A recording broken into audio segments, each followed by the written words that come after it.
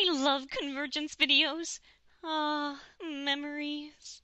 Our first presenter is Mr. Tim Wick. Oh my God! Oh. Should I get up? Should I stand up? You can walk down. Okay, I'm gonna walk down here and try not to block. All right. Do I say go? How does this work? Just say go. Go.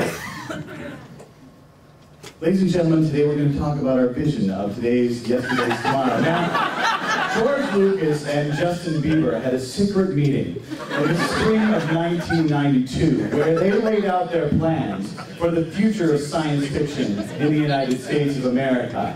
Next slide. Their plan was to create a series of giant mecha, as one might find in Japanese anime, or anime, as many of you will recognize.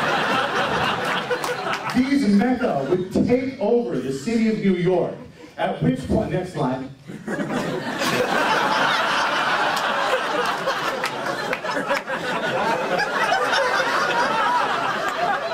At which point, they would inject every cat in the city of New York with rabies.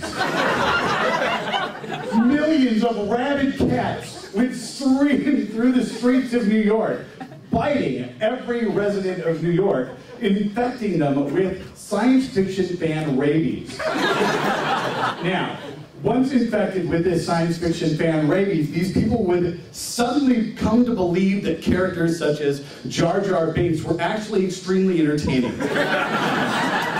Next slide. As you can see, the issue was clear.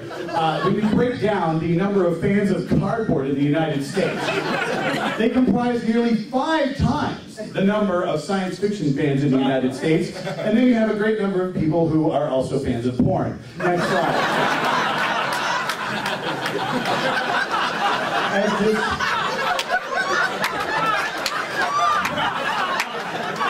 As this Venn diagram shows, fans of Kajagoogoo and fans of Oingo Boingo may or may not be fans of science fiction.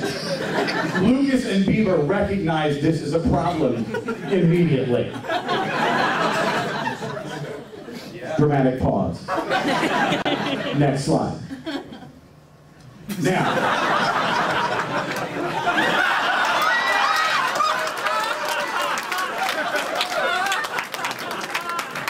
in order for this plan to work, they needed to enlist the aid of the Bear Jew and a wombat of some sort. Now, the Bear Jew and the wombat would sneak into New York City and subdue the mayor, so the mayor could not call out the Ghostbusters, who would be able to stop the giant mecha. Next slide. They were also concerned about Thor and Boy George. Next slide. In order to ensure that the mayor of New York City was not aware of their plans, they had to use secret codes, such as the code that you see here, encrypted so complex that not even our PowerPoint document could manage to ferret out what it actually means. Next slide. In order also to make this plan work, they had to invent Twitter, because rabid cats cannot actually understand any more than 140 characters communicated at a time. Next slide.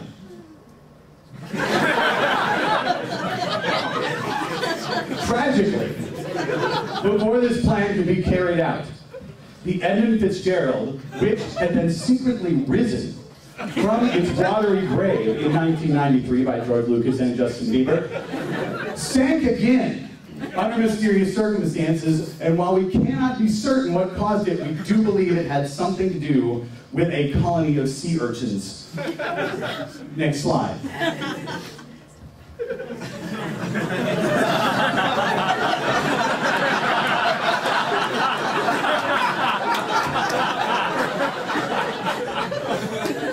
With the Edmund Fitzgerald saying, of course, Bieber and Lucas were extremely dejected. However, they hatched a new plot that involved steaming top hats until they became extremely small. The result was unfortunate. Next slide.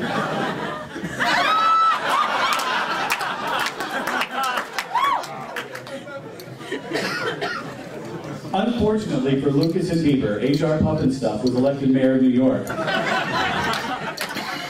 in 1998. With the assistance of the New York State Police, Mayor Pufnstuf was able to stop their plot before it was able to be accomplished. Next slide. And that is it. Hey! The end. Tim Wick, ladies and gentlemen.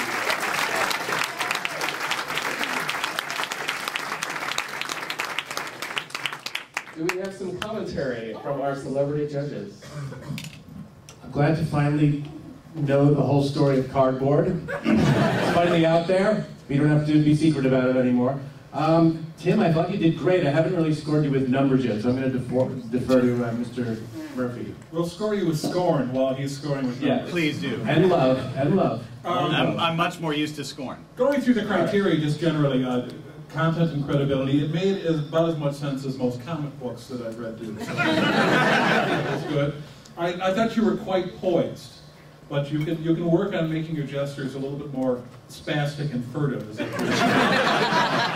on the edge of panic at all times. It's really what PowerPoint is all about. Your audience is sleeping, the guy up front is panicked.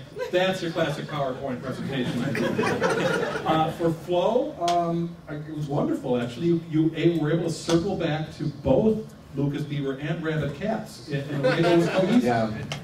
I like the way you use the word flow. You should consider a corporate career, Kevin. Circling back, drilling down. Right. Core competencies and all. Audience response, was there any? What do you think, audience?